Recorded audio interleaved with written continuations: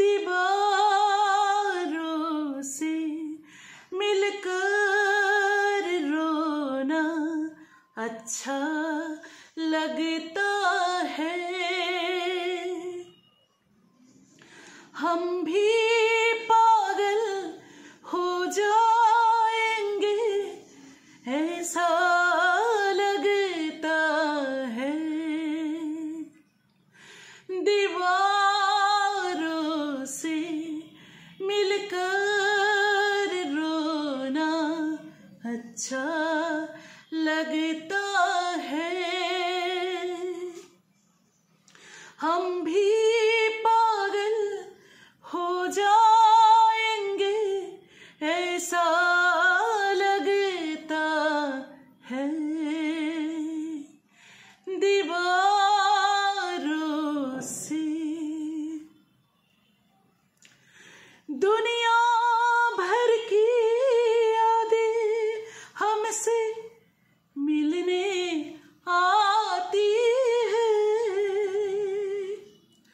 शाम ढले इस सुने घर में मेला लगता है।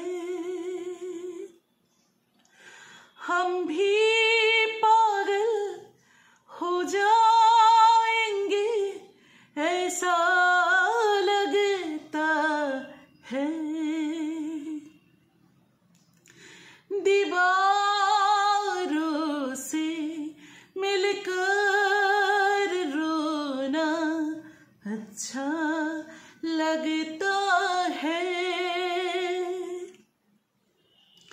हम भी पागल हो जाएंगे ऐसा लगता है। दीवारों से मिलकर रोना अच्छा लगता है। हम भी पागल हो जाएंगे ऐसा लगता है। दीवारों से देखो बंधुरा, এটা তো পঙ্কজ উদাসের একটা বিখ্যাত গান। তো অ্যাকচুয়ালি গানটা গাইতে গাইতেই ফট করে একটা বেল বাজলো, তোমরা সকলেই শুনতে পেলে সেটা অন ক্যামেরা এরকম হয়ে গেলে। আর যেহেতু বাড়িতে এখন আমি একা, তো সুতরাং সেই মানে কি বলবো, গানটার যাতে ছেদ না হয় ভিডিওটা পজ করে কোনো রকমের গানটা এন্ড করলাম। জানি না গানটা কেমন হলো। আর এটা যেহেতু খুব সুন্দর একটা বিখ্যাত পঙ্কজ উদাসের গান, তো আমি আন্টি আমাকে অ্যাকচুয়ালি এই গানটা শিখিয়েছিলেন। আমি এখন বর্তমানে যে আন্টির কাছে গান শিখতাম।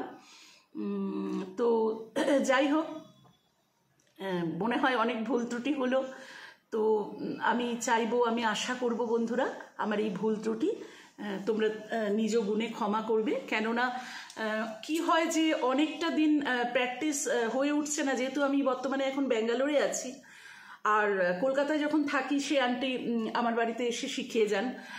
আর সেই কারণেই আমার এই বরাবরই না বন্ধুরা ভীষণ গানে একটা ছেদ পড়ে যায়। যতবার আমি কারোর কাছে ভর্তি হই, যেরকম যখন আমি তোমাদের আগেও হয়তো কোনো ভিডিওতে আমি বলে থাকবো যে আমি প্রথমে সুরকার অভিজিৎ ব্যানার্জির কাছে শিখতাম। ছোটোবেলায় তো অনেকজনের কাছেই শিখেছি।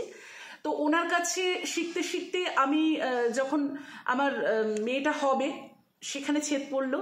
তারপরে আবার মেয়েটার যখন হলো, তার এডুকেশন, তার লেখাপড়া, সংসারের চাপ সমস্ত নিয়ে প্রায় 14-15টা বছর আমার গানটা অফ হয়ে গিয়েছিল। আবার আমি তারপরে ভর্তি হলাম জয়তী চক্রবর্তীর কাছে রবীন্দ্রসঙ্গীত শেখার জন্য।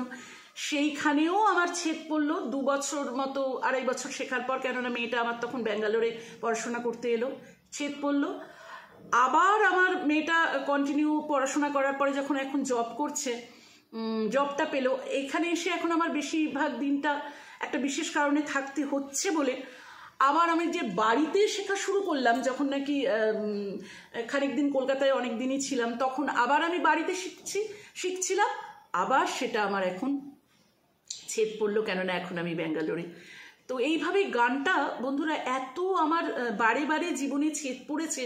আর যেহেতু খুবই অল্প বয়সে বিয়ে হয়ে যাওয়ার দরুন, সেই বিয়ের আগে যাদের কাছে শিখতাম সেখানেও ছেদ পড়ে বিয়ে হয়ে যায়। তারপরে তো বললামই যে অতগুলো বছর গানের সাথে কোনো কানেকশন ছিল না, তো সেই জন্য গলারও অনেক ক্ষতি হয়েছে, মানে প্র্যাকটিস না করলে যা হয় আর কি। তো আমি তো বন্ধুরা কোনো শিল্পী নই, যেহেতু গানের পরিবেশ, গানের পরিবার থেকে ছোট থেকে বড় হয়ে ওঠা, তো ভীষণ প্রাণের জিনিস বলে এটাকেই আঁকড়ে ধরে বাঁচতে চেয়েছি বারবার।